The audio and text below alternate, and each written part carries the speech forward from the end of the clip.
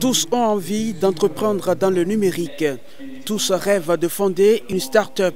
Ils savent aussi que le numérique fait partie des 3 piliers stratégiques du PAG, le programme d'action du gouvernement. Mais une seule question taraude les esprits à l'heure où le milliard du numérique est annoncé. Comment en bénéficier? Le ministère de l'économie numérique et de la communication est doté d'1 milliard de francs pour pouvoir soutenir en fait cet écosystème. On soutient cet écosystème de quelle façon? Pas seulement en prenant le fonds et en le subdivisant par autant de start-up qu'on a ou qu'on veut voir créer, mais c'est surtout des actions majeures qui vont faire qu'il y aura une éclosion. Et cet entrepreneuriat de croissance, c'est l'entrepreneuriat en réalité qui permet de créer des entreprises viables, des entreprises qui vont soutenir le tissu économique. La révolution dans le secteur du numérique est profonde et les chantiers colossaux. Le déploiement du haut débit est en cours. Le maillage en fibre optique embrasse tout le territoire national. 67 communes déjà connectées et des points numériques suivront. Lorsque vous voyez un gouvernement, un État qui prend ses actions, ce que je pense que vous devez faire, c'est vous préparer à cela. Créativité, efficacité et proactivité, c'est ce qu'attend Aurélie Adam Soulé des jeunes, tout de suite et maintenant. Plus de temps à perdre.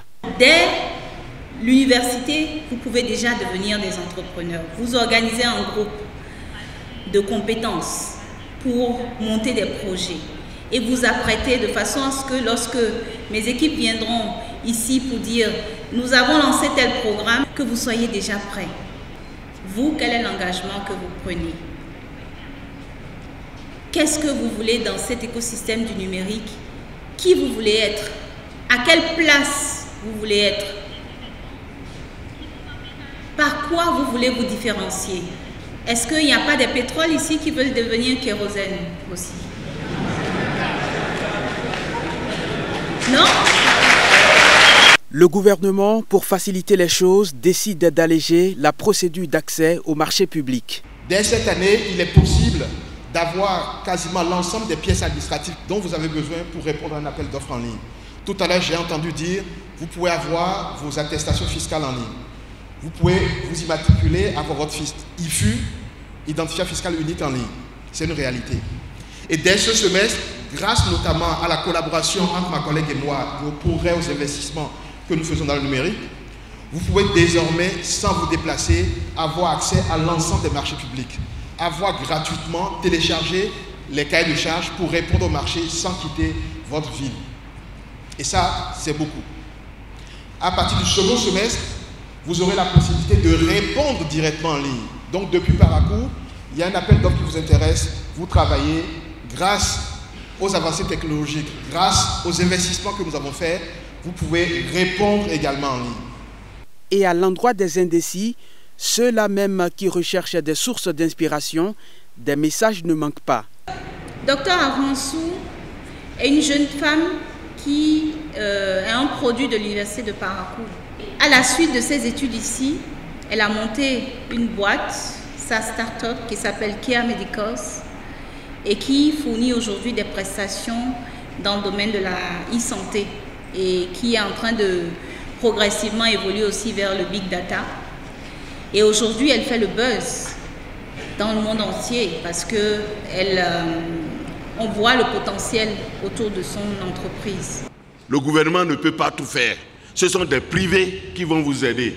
Or, le privé ne viendra à vous que si son intérêt est garanti. Les Steve Jobs et autres là, vous pensez qu'ils se sont levés comme ça? C'est des gens qui les ont aidés, ils ont cédé des parts d'action.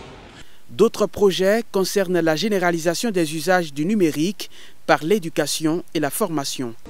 De nombreux collèges et écoles ont-ils bénéficié du programme Génération numérique, dont le but consiste à impacter la qualité de l'éducation par le biais de l'informatique. De jeunes start-upers béninois émergent et s'imposent déjà. Une bonne nouvelle pour l'exécutif, mais le défi reste grand. et la solidarité gouvernementale agissante. On a beaucoup de succès. Nous avons des start-up béninoises qui gagnent des prix à l'international. On en a connu beaucoup pendant l'année 2018. Je ne vais pas toutes les citer. Mais ce succès reste encore en balbutiement.